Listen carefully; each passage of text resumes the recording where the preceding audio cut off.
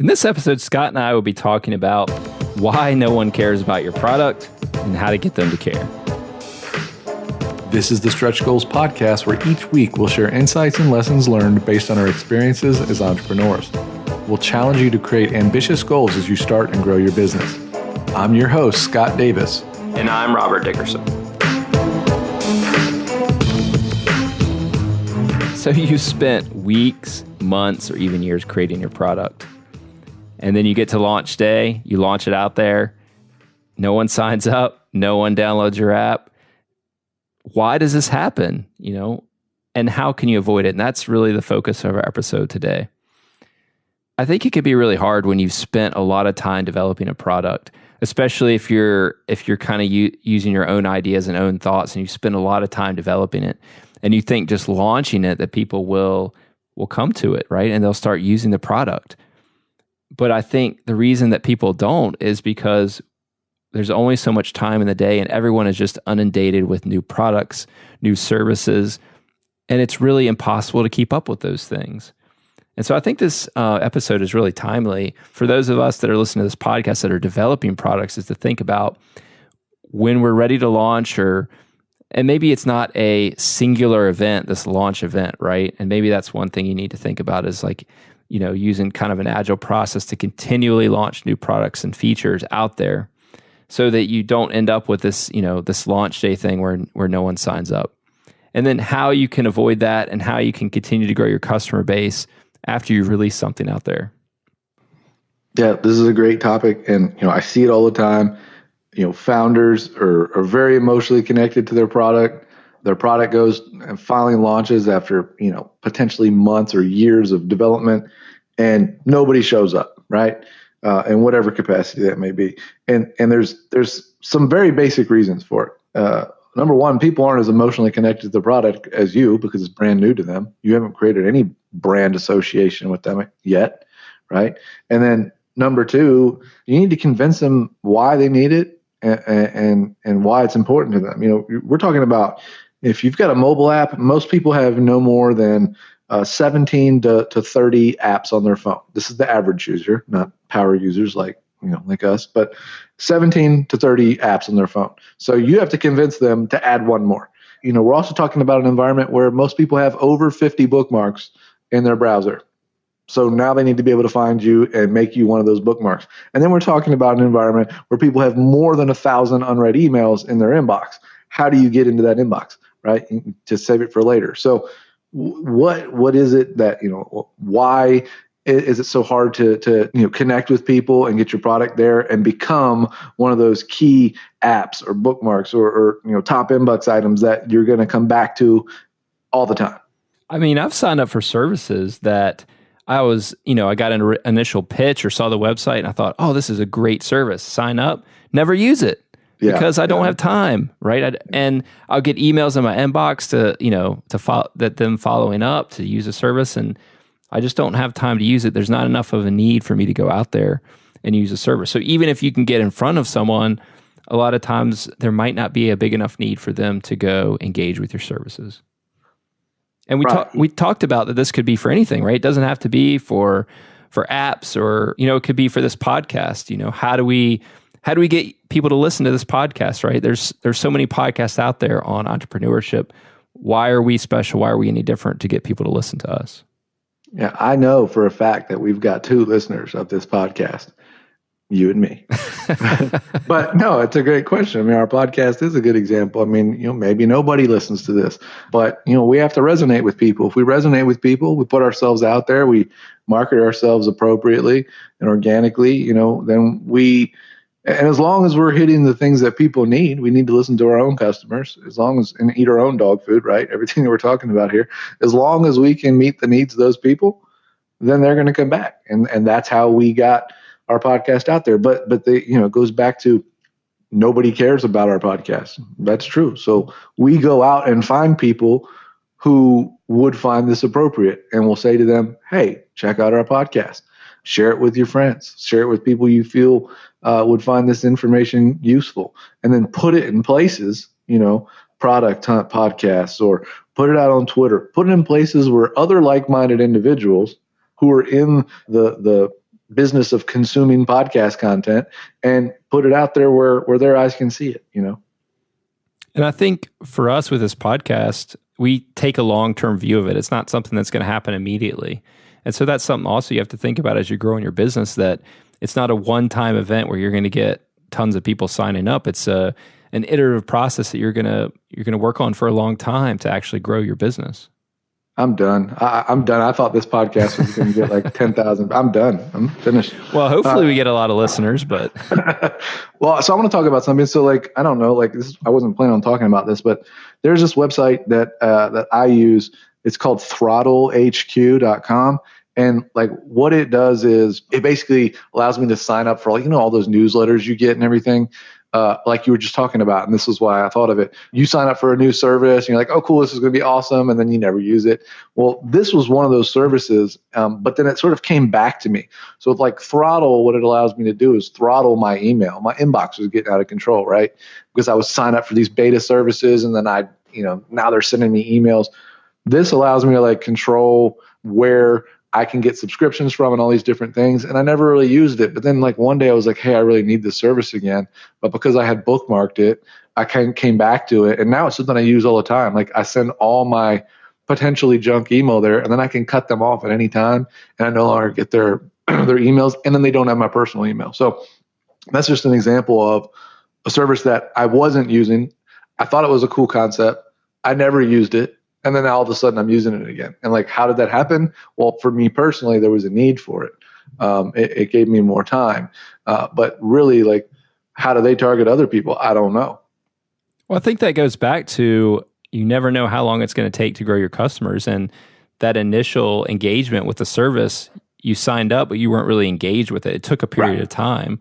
And so you have to factor that into when you're launching your product, that you know, you might engage people, you might get it in their back of their mind, but they might not use it until they have a need.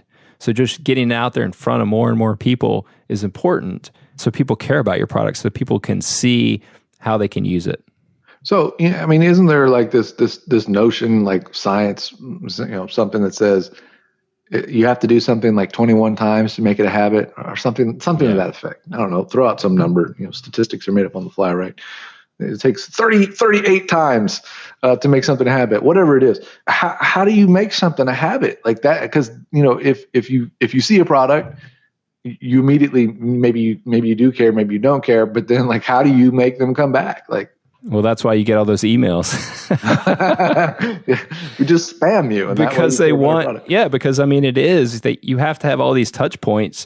You know, I think it's more than 7 times, I think, before you actually, you know, start thinking about using a product. And that's why people continuously do ads. I mean, that's why you continuously see car ads on football Sundays, right? Because, you know, we know Chevy has all the awards. I mean, I don't need to see that ad anymore. Well, all the car makers have all the awards. Yeah. If you ever see a car maker commercial, they all won the same award every year. I think they made up their own awards. Yes. But yeah, so you know, there's that approach to marketing where you're just banging people over the head constantly trying to get them to come back. But maybe another way to think about it is, how can you target some niche area? And I know we want to talk about the Snapchat for a little bit too, is that, you know, how do you target that niche? How do you pivot maybe slightly to really engage with customers? Maybe if your first message doesn't resonate with them. Yeah. I mean, Snapchat, number one, they struggled for a long time to get a broad user base, and now they've got hundreds of millions of users, and they're thinking about an IPO. I just saw this week, and you know, they've raised hundreds of millions of dollars at a $2 billion valuation with less than 100 million in revenue. So it's kind of crazy. But if you go and look at how they started, they were really targeting teens and photo sharing. And it was a very small audience. They had like 2,000 users for the longest time, and they didn't know how to expand from it. And through the process of feedback and iteration and understanding how people were using it and how they really wanted to use it to share with their friends, what would make them share it with their friends, they started to evolve the product. And they did it really slow, in my opinion, but they've been successful now. And, you know, I was one of those people who was like, you know, this app's horrible. The design was horrible. Like, it didn't feel like a native iPhone application. A lot of different reasons why I didn't want to use it. But they were really the first ones to introduce this concept of like a story, which now Instagram and Facebook have both stolen. But they, Snapchat who came up with that concept, and that's really what made people start using it, because it was this place where you could just share some content that was going to disappear after 24 hours. And this is what I'm doing right now. Boom, here's a picture. This is what I'm doing right now. Here's a video. And it just goes out there and then it's gone. Like, that was easier for people than going out and explaining what they're doing. No, you just boom, you snap it and you move on. And that worked for them. And when they found that, people started sharing with their friends. Hey, yeah, I'm not on Instagram anymore. Come follow me on Snapchat. Like, that's how that happened. And it took them a long time, but like, they struggled. They did not have the user base that they thought they would need. I don't know how they survived it, to be honest. But they were able to work through it and pivot and make changes and target different people to where it became this organic shared experience. I think that just shows that you need to be flexible when you launch your app, that you need to think about that people might not use it in the ways that you expect them to use it. And this really can go for any type of product. So you need to be open-minded to those types of things, that you're able to pivot and grow your product in a direction that people do care about. Well, and that's why, MVPs are so important, right? If you can get something in people's hands early enough to where you can make tweaks and changes, you don't invest a lot of time in the front end with a concept that's going to be way off base. I just saw this last week on a project I've been working on for a long time. I mean, we changed directions after a year of working on a product with no users, and we didn't understand how they were going to use it. And now we do, and it's completely different than what we were expecting. So we had to make those changes, and that's at the cost of time and money and potential missed customers. So, that's always something to consider. If you can get it out there early, make your tweaks, put it in front of people. Don't be afraid to put it in front of people. That's the biggest thing I see with MVPs. They want to make it perfect. MVPs aren't meant to be perfect. They're meant to prove your idea and then make changes to your idea so that you get even more customers. Yeah, and that's something we touched on in the last episode, episode 9, when we talked about product demos, is that if you can use product demos to get this feedback early, then when you launch, you already have that feedback built in, that there's customers that care about it. And it doesn't have to be a lot of customers on launch. It could just be a small number of focused customers that you're interested in, that you're really targeting. Yeah. And so don't think about that no one cares as being, tens of thousands of people. All you need is a couple people that care about your product that are willing to pay for it. Sure. So let's change pace for a second. So let's talk about, we know why people can't find products, especially like in the digital world, because we're saturated, right? I mean, how many apps are there? Like millions right now, right? So like, how do you find like one little app? You could talk about app store optimization or search engine optimization. Yeah, I mean, all that stuff helps. It does. But at the end of the day, if you really want to be recognized, you have to make your service something that other people want to share, because I'm a technical person. I look at the top apps every day. I download all the new apps. That's just me. Most people do not do that. I'm probably in the 0.4% of the populace of people who actually downloads every app and tries them all out, because I'm a weird nerd. And I'm on a product hunt religiously, like looking at all the new stuff, and I try them all, right? But that's not most people. Most people, they find out from a friend. And to get to a point where I share a product with anybody, I have to like truly believe in it. Like, I don't invite anybody to any service unless I really, really believe in it, right?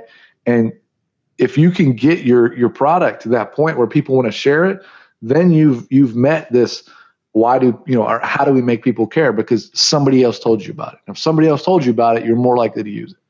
So what's that threshold for you to share it? I mean, is it that this solves a need for you? Yeah, it's a couple of things. It's got to be a useful product. It's got to be like professional quality. Like, that's why I hated Snapchat, right? I never used it because I thought it was a piece of junk. It's a lot different now, but it's got to be of a certain quality. It's got to be solving a problem. And the problem I run into is, like, we're tech people, but most people I know aren't tech people. And how do I, like, there's services that I use, like Foursquare, which is now Swarm. I check in everywhere I go. I don't know anybody who uses that, but I like it. But I've never shared it with anybody because I don't know who cares about checking in that they're at McDonald's right now. I mean, who gives a crap? Are you still on ICQ as well? I'm not, but I loved ICQ. That was a good app, man, back in the day.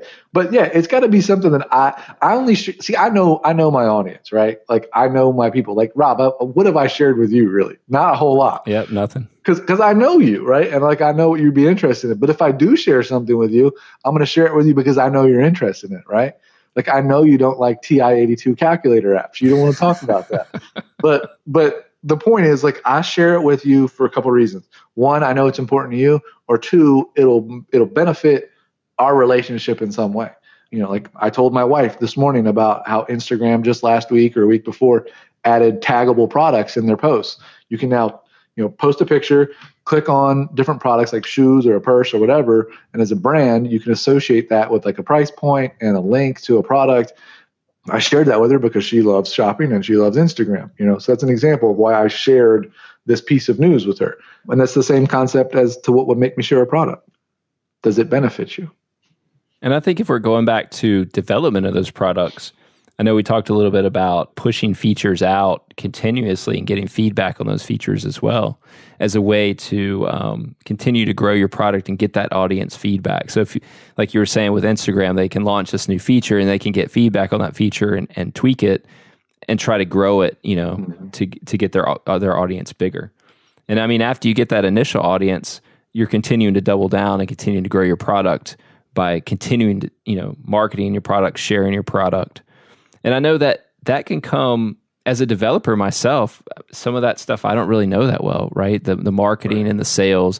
I mean, I understand how I find products useful, but it can be kind of foreign to some people if they've never dealt in that marketing aspect of how do I market that product. They're really thinking about how do I build this widget, this feature, this physical product, and how do I get it out there to people more so than, I need to market this product before I even develop it, right? And how I need to get it out there, and how do I develop a path to do that?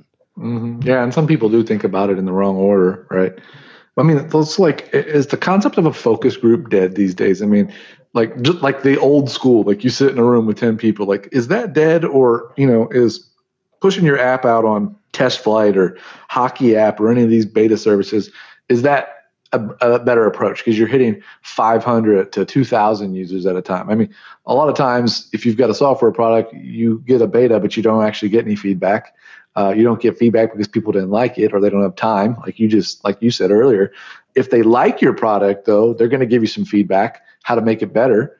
But I mean, is that concept of like a focus group like dead? Is that a thing of the past? No, I don't think it is. And I think people still use focus groups. I know larger brands still use that as well. I mean, I use focus groups in a different way, and then I'll use people that I know, like yourself. I'll send you things that I'm developing to get your feedback on. Right. But yeah, if you can find your target audience and really get their feedback. And there's products now too that you can watch people interacting with your app as in real time, right? Yeah. And those things are really cool because you can see, not only how they're interacting, but, are they having problems? Are they not using a specific feature that you thought would be really used? And so then you can figure out ways that you can increase the visibility of those features or maybe fix a problem that was causing people not to sign up, for example.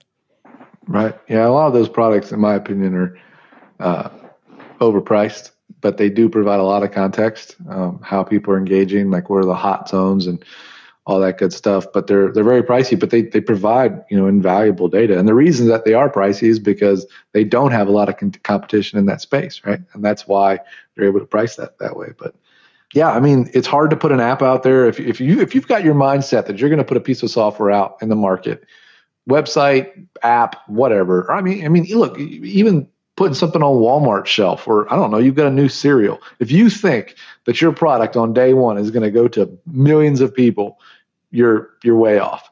Does it happen? Absolutely. But it doesn't happen very often. It's a very small percentage of the time. When was the last time you saw an article about someone making $1 million on an app? You don't see it, right? Because it doesn't happen that much anymore. But can it happen? Yeah.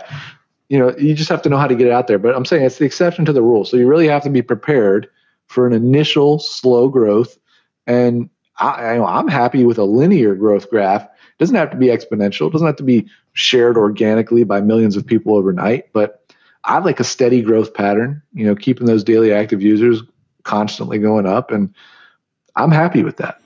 I mean, I really hate those articles where, and they're really just headline grabbers where they say, Yes. Yeah. I spent a weekend developing an MVP, talked to one person, and now I'm making $20,000 a month.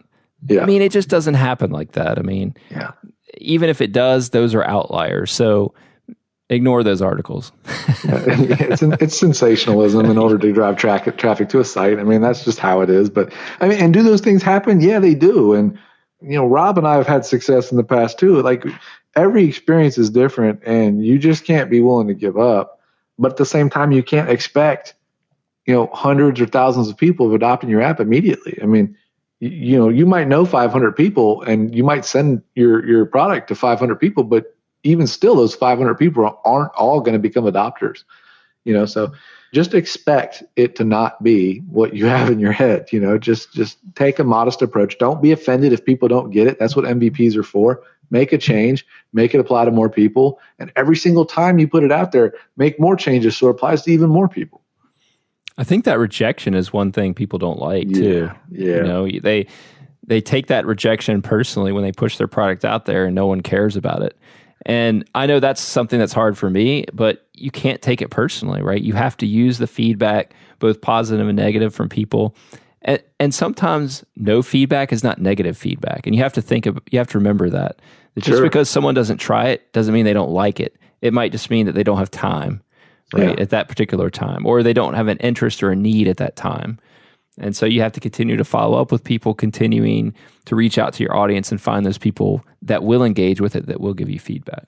Yeah, that's a good point. And, some people aren't built for, feedback. They just don't work well with constructive criticism or otherwise. And, maybe you're in the wrong industry. But the point is, yeah, you any feedback's better than nothing, right? Because you at least know that you're way off base and you can make tweaks. Don't take it personally. Your product is a creation of your vision, and maybe you didn't understand what people really needed, and that's fine. Make a tweak, but your vision still doesn't have to change. Your vision is just being modified a little bit to hit more people. I mean, that's all it is. I've had bad feedback before too, and I don't know. I didn't take it personally. I like to look at data. I like to look at analytics. If I can see how people are using it, I make logical decisions based on that data. And then when people tell me what they think about it, it's usually like a polarizing effect. Like people will tell me, "Oh, I hated this," and I'm like, "Okay, well, that's where most people are using it." So how do you balance, feedback from people and real words from a real in-person source versus what the data is telling you? So yeah, just don't take it personally. Make a logical decision. And because one person tells you they hate something doesn't mean everybody does. So keep that in mind. And at the same token, if one person tells you they love it, doesn't mean everybody does. So just be open, make changes. And I think some of that negative feedback can actually really help you, especially if you dig deeper and really engage that person. Because a lot of time people will just leave quick comments that this I don't like this product. But if you dig deeper, you can see, oh, well, they were having a problem signing up. They couldn't actually use the product, or maybe there's some other tweak that you can make. So that can really help you. And then actually, if you engage them and you're positive with them, a lot of times they'll continue to try it and they can become an advocate of your product as well. So, treat that negative feedback. Don't take it personally. Really try to engage that person and figure out why they gave you that feedback. Yeah, and even if you're going to lose them as a customer, worst case scenario, you get some great feedback about how you can make that experience better for somebody else. Best case scenario, like you said, Rob, you get an advocate, somebody who's going to be behind you now and everything you do because of the way you treated them with the experience that they had. And that goes a long way. Because a lot of times people respond, since there's so much social media, they can respond negatively very easily. Right. They forget that there's a person on the other end of that. And so when you're engaging them and talking to them, they realize, hey, this person's actually building this thing. I'm not going to be a jerk to them. Right. Yeah. Just don't take it personally. So let's wrap up this episode. I hope to help you think about why people don't care about your product and really some ways that you can prove that. In terms of talking about early adopters, we talked a little bit about sharing and marketing, creating a brand and an audience, and really getting that customer feedback and engaging with customers continuously. And it's a long-term process to grow your product. So don't think of it as a singular launch event. Think about a period over time where you can continue to grow your product. If you like this episode, we really appreciate a 5-star review on iTunes. Reach out to us if you have questions or ideas for future episodes. Keep in touch. Let us know how your product launches are going. Absolutely. And please share it with other people so that they can care about our podcast. Yes, share this podcast. Tell us what you like and don't like. Yeah, there you go. We're all ears, and we're not going to be offended by it. Yeah, seriously, let us know what we can do better. Let us know what we can cover. And if you've got some feedback for us, we're all ears. So until next time. See you next week. Thanks for listening to this episode of the Stretch Goals Podcast. You can access the show notes for this episode and listen to other episodes by heading over to stretchgoals.fm.